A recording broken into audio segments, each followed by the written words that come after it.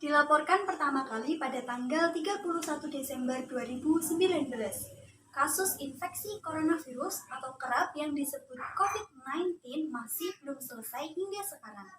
Wabah yang dibawa oleh virus yang bernama Self-Acute Respiratory Syndrome Coronavirus 2 atau yang kerap disebut dengan COVID-19 ini menjadi hal yang serius di seluruh dunia.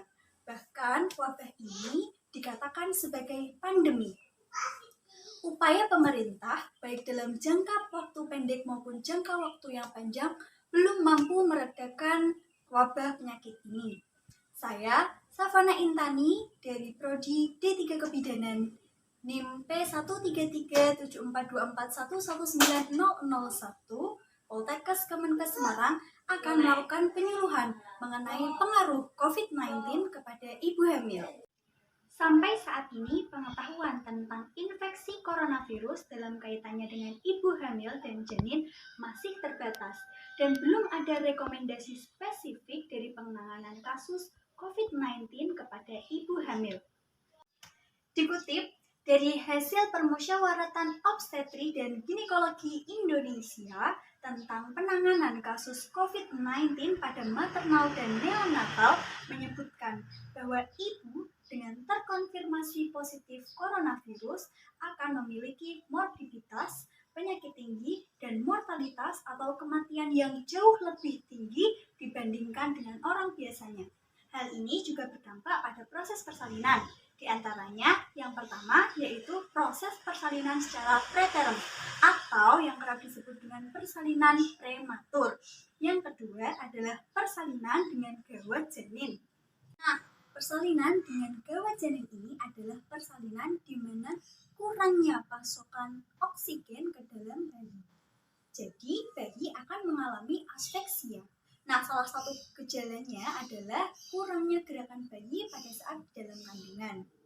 Pada kasus 18 persalinan dengan ibu terkonfirmasi positif COVID-19, 2 bayi diantaranya tidak ikut terkonfirmasi positif COVID-19, sedangkan beberapa yang lain terkonfirmasi positif COVID-19. Dalam hal ini belum tentu penularan terjadi melalui jalur transplasenta dari ibu ke janin melalui ari-ari atau pada saat proses kelahiran saat persalinan berlangsung. Jadi perlunya rekomendasi penelitian dan validasi yang perlu diuji kembali terhadap kasus ini.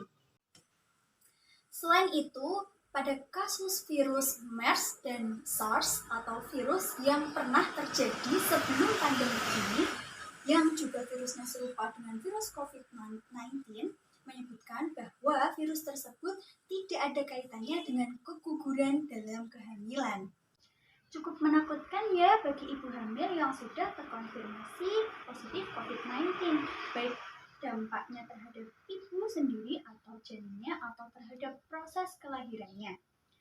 Untuk itu, saya akan menyampaikan upaya-upaya untuk mencegah ibu hamil dari terkonfirmasinya COVID-19.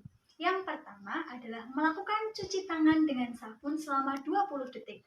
Apabila tidak ada sabun atau air mengalir, maka bisa digantikan dengan hand sanitizer dengan konsentrasi alkohol 70%. Yang kedua adalah memakai masker saat bepergian.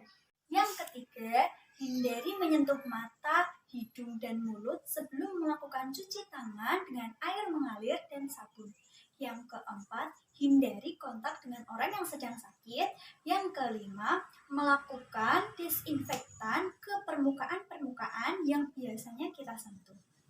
Selain itu, ada beberapa tips dan kiat-kiat bagi ibu yang sudah terkonfirmasi positif COVID-19. Di antaranya adalah yang pertama, melakukan antenatal care. Antenatal care adalah pemeriksaan rutin pada ibu hamil.